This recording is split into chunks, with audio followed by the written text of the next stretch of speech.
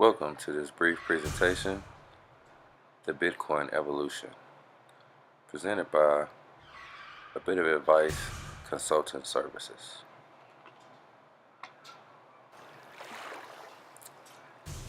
We're going to cover 4 basic questions that will enable you to understand this groundbreaking technology.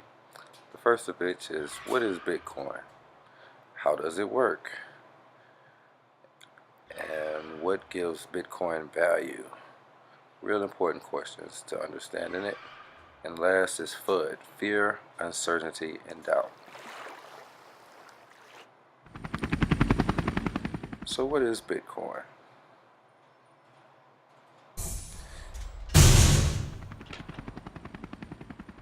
Bitcoin is the first and most popular store of value of a new type of currency called cryptocurrency. It was first created in 2009. You can kind of think of it as digital money or internet money.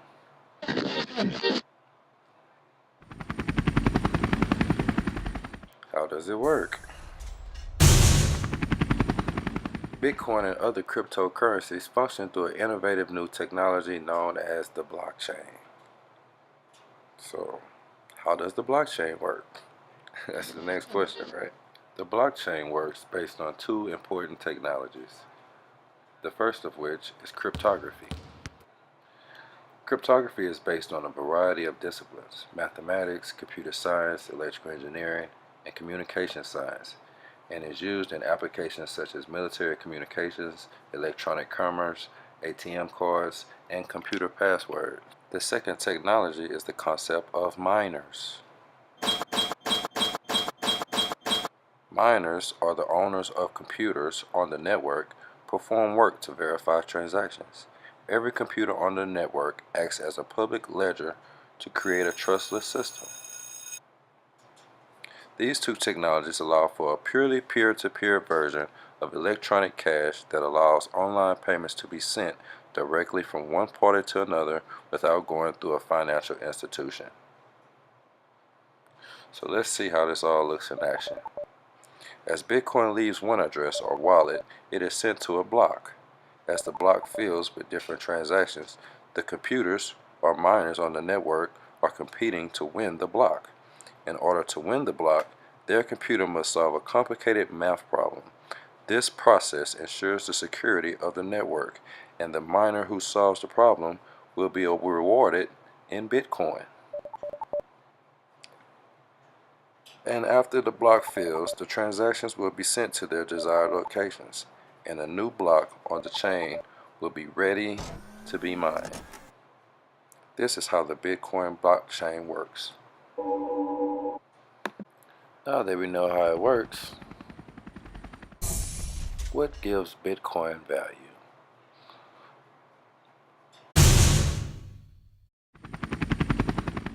At the time of this presentation, 1 Bitcoin is worth about $4,500. But how and why? Before we can fully understand why the Bitcoin has real value, let's take a look at our current monetary system.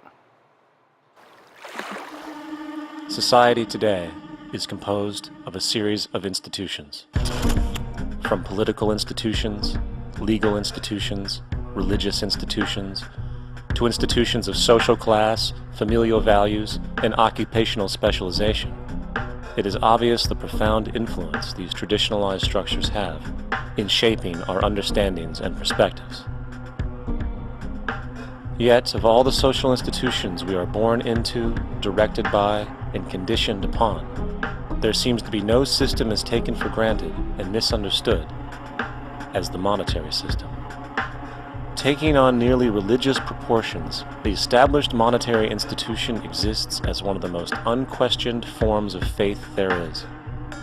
How money is created, the policies by which it is governed, and how it truly affects society are unregistered interests of the great majority of the population.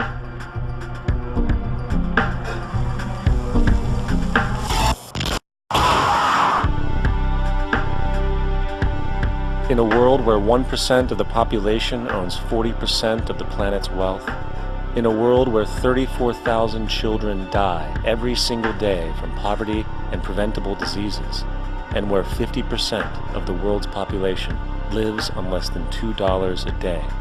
One thing is clear: something is very wrong. And whether we are aware of it or not, the lifeblood of all of our established institutions, and thus society itself, is money. Therefore, understanding this institution of monetary policy is critical to understanding why our lives are the way they are. Unfortunately, economics is often viewed with confusion and boredom. Endless streams of financial jargon coupled with intimidating mathematics quickly deters people from attempts at understanding it. However, the fact is, the complexity associated with the financial system is a mere mask, designed to conceal one of the most socially paralyzing structures humanity has ever endured.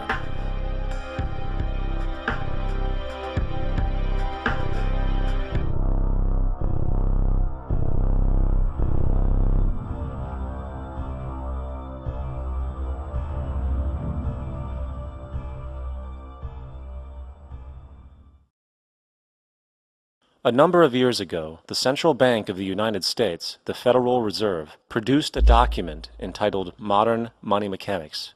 This publication detailed the institutionalized practice of money creation as utilized by the Federal Reserve and the web of global commercial banks it supports. On the opening page, the document states its objective. The purpose of this booklet is to describe the basic process of money creation in a fractional reserve banking system.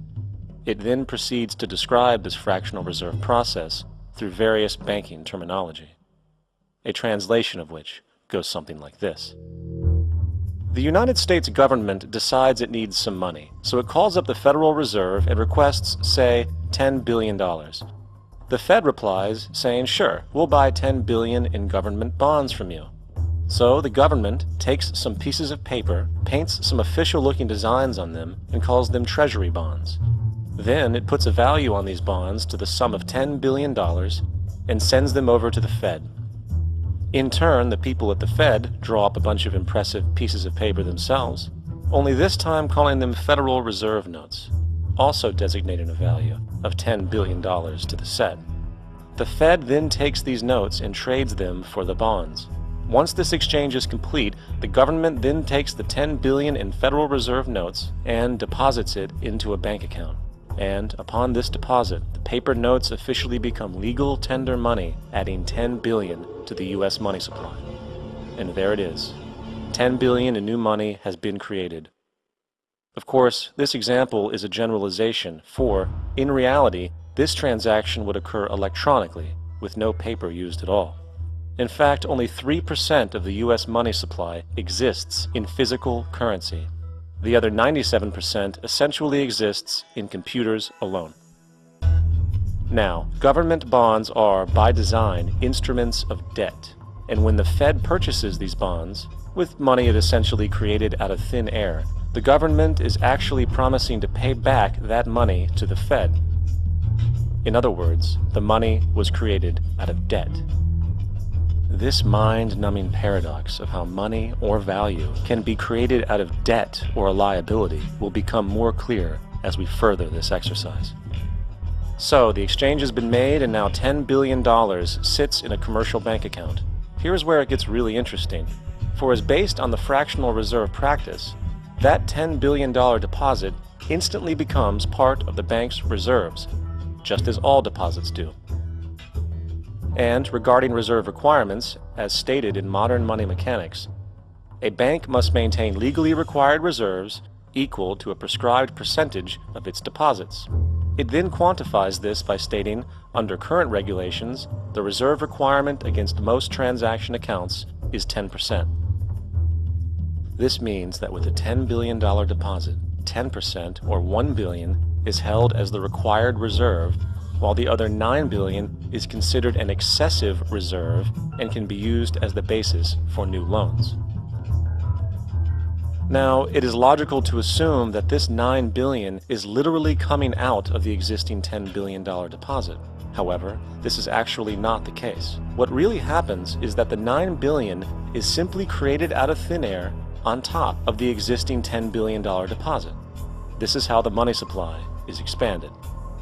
As stated in Modern Money Mechanics, of course they, the banks, do not really pay out loans from the money they receive as deposits.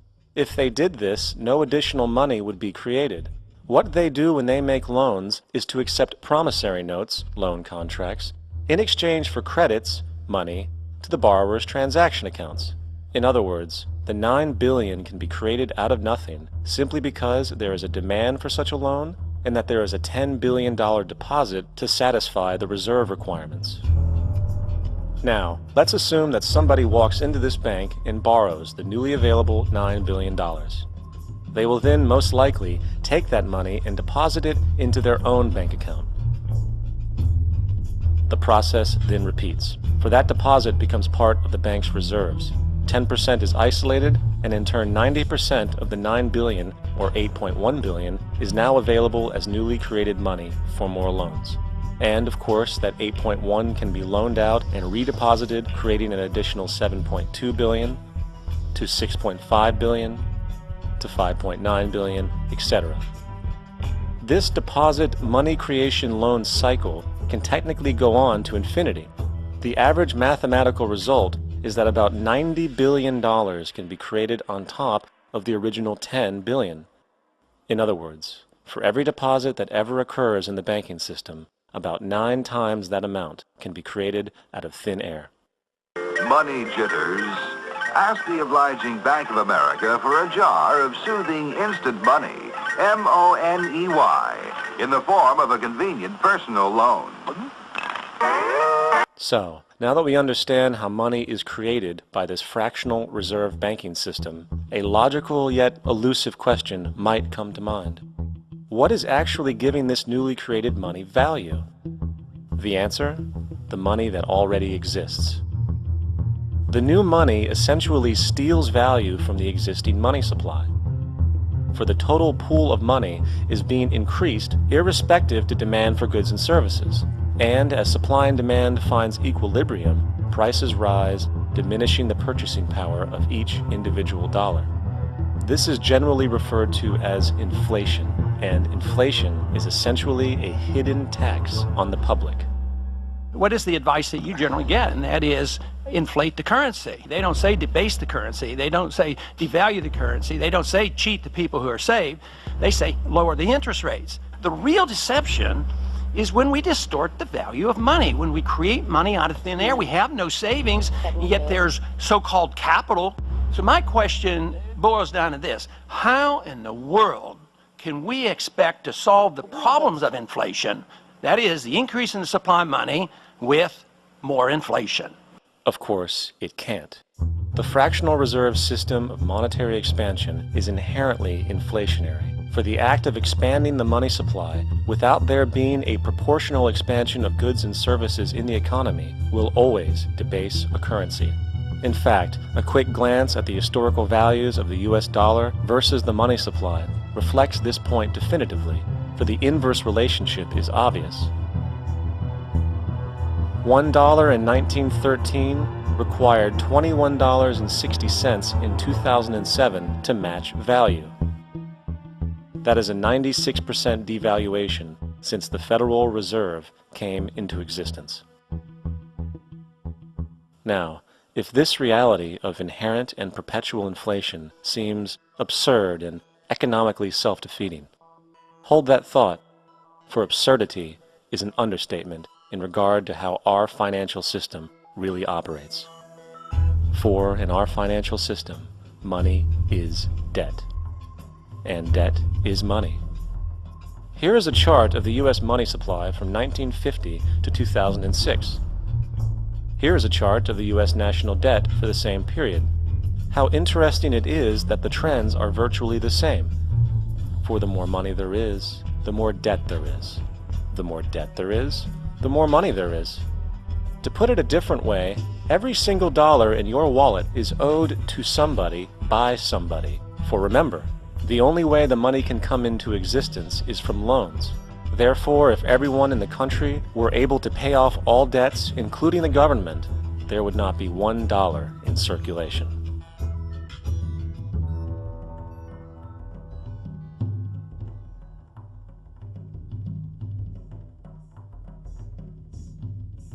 In fact, the last time in American history the national debt was completely paid off was in 1835 after President Andrew Jackson shut down the central bank that preceded the Federal Reserve. In fact, Jackson's entire political platform essentially revolved around his commitment to shut down the central bank, stating at one point, "The bold efforts the present bank has made to control the government are but premonitions of the fate that awaits the American people should they be deluded into a perpetuation of this institution or the establishment of another like it." Unfortunately, his message was short-lived, and the international bankers succeeded to install another central bank in 1913, the Federal Reserve. And as long as this institution exists, perpetual debt is guaranteed. Now, so far we have discussed the reality that money is created out of debt, through loans. These loans are based on a bank's reserves, and reserves are derived from deposits. And through this fractional reserve system, any one deposit can create 9 times its original value, in turn debasing the existing money supply, raising prices in society. And since all this money is created out of debt and circulated randomly through commerce, people become detached from their original debt, and a disequilibrium exists where people are forced to compete for labor in order to pull enough money out of the money supply to cover their costs of living. As dysfunctional and backwards as all of this might seem, there is still one thing we have omitted from this equation. And it is this element of the structure which reveals the truly fraudulent nature of the system itself: the application of interest. When the government borrows money from the Fed, or when a person borrows money from a bank, it almost always has to be paid back with accrued interest. In other words, almost every single dollar that exists must be eventually returned to a bank with interest paid as well. But if all money is borrowed from the central bank and is expanded by commercial banks through loans, only what would be referred to as the principal is being created in the money supply. So then, where is the money to cover all of the interest that is charged? Nowhere. It doesn't exist. The ramifications of this are staggering, for the amount of money owed back to the banks will always exceed the amount of money that is available in circulation. This is why inflation is a constant in the economy, for new money is always needed to help cover the perpetual deficit built into the system, caused by the need to pay the interest. What this also means is that mathematically, defaults and bankruptcy are literally built into the system, and there will always be poor pockets of society that get the short end of the stick. An analogy would be a game of musical chairs, for once the music stops, somebody is left out to dry. And that's the point. It invariably transfers true wealth from the individual to the banks. For if you are unable to pay for your mortgage, they will take your property. This is particularly enraging when you realize that not only is such a default inevitable due to the fractional reserve practice, but also because of the fact that the money that the bank loaned to you didn't even legally exist in the first place. In 1969, there was a Minnesota court case involving a man named Jerome Daly, who was challenging the foreclosure of his home by the bank which provided the loan to purchase it. His argument was that the mortgage contract required both parties, being he and the bank, each put up a legitimate form of property for the exchange. In legal language, this is called consideration.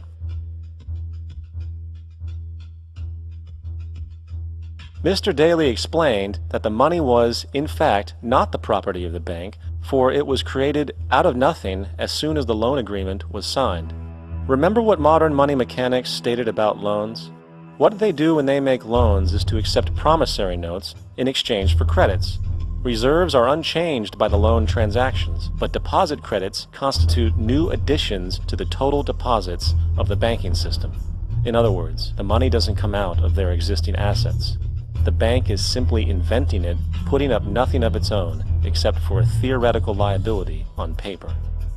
As the court case progressed, the bank's president, Mr. Morgan, took the stand, and in the judge's personal memorandum, he recalled that The plaintiff, thanks President, admitted that, in combination with the Federal Reserve Bank, did create the money and credit upon its books by bookkeeping entry. The money and credit first came into existence when they created it. Mr. Morgan admitted that no United States law or statute existed which gave him the right to do this. A lawful consideration must exist and be tendered to support the note. The jury found that there was no lawful consideration, and I agree. He also poetically added, "Only God can create something of value out of nothing." And upon this revelation, the court rejected the bank's claim for foreclosure, and Daley kept his home. The implications of this court decision are immense.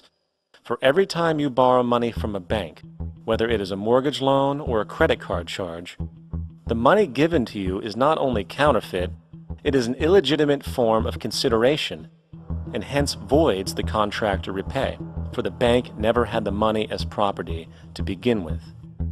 Unfortunately, such legal realizations are suppressed and ignored, and the game of perpetual wealth transfer and perpetual debt continues. And this brings us to the ultimate question: why?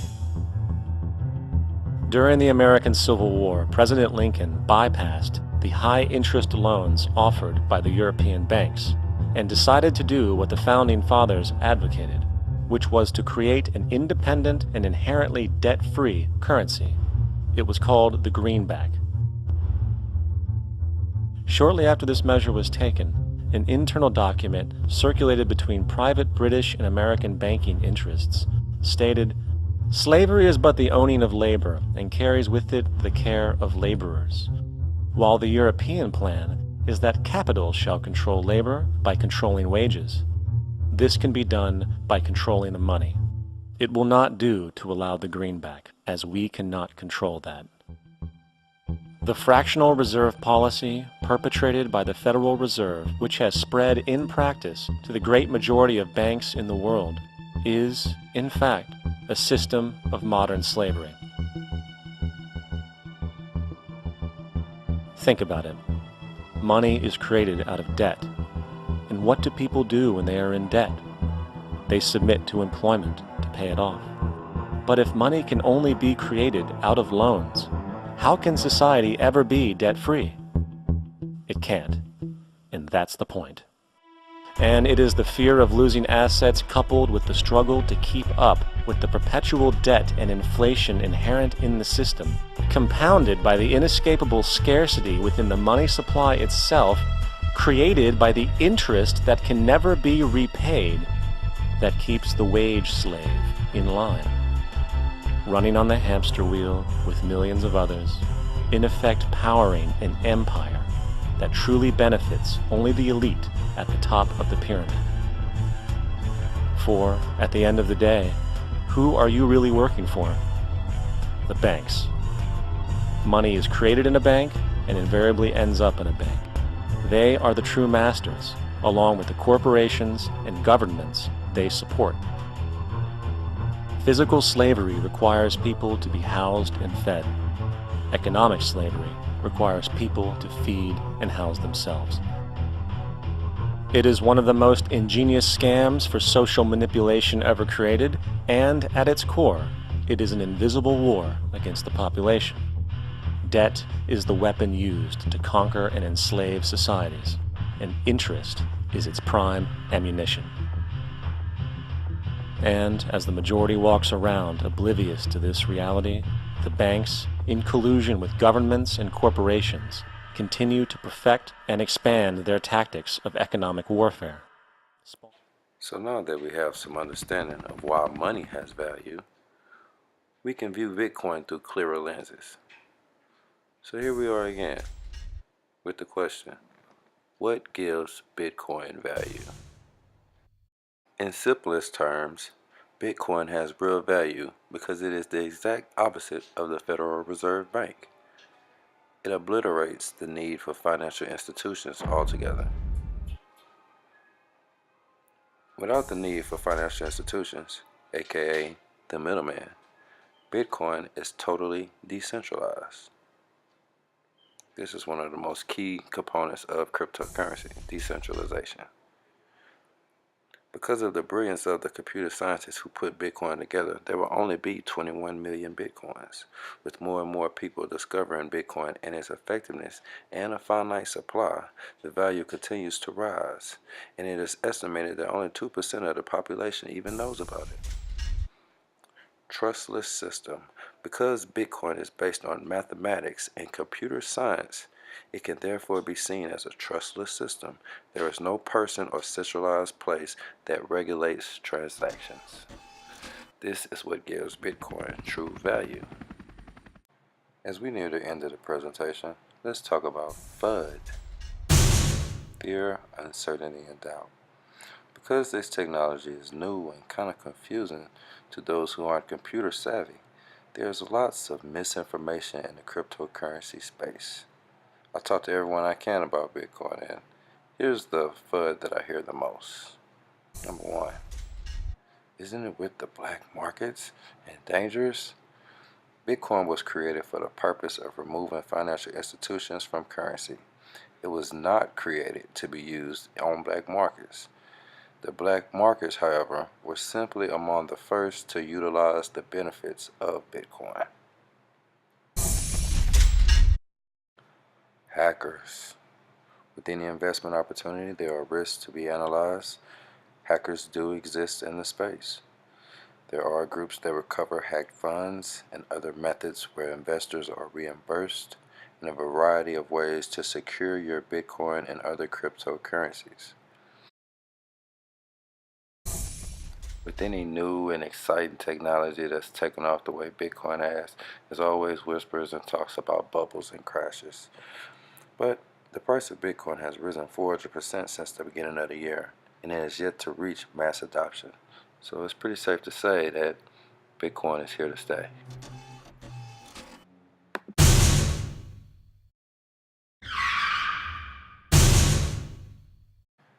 Thank you for tuning in to this presentation about this evolutionary shift in the way we use currency. I hope this gave you a solid and fundamental understanding of Bitcoin and the blockchain technology, because the blockchain is the biggest invention since the internet. Contact us, Abitofadvice Consulting Services. There's a myriad of ways to profit in a growing $160 billion industry. Whether you're an entrepreneur or personal investor, or you own a business and want to integrate it with the blockchain technology, we'll get you in the game.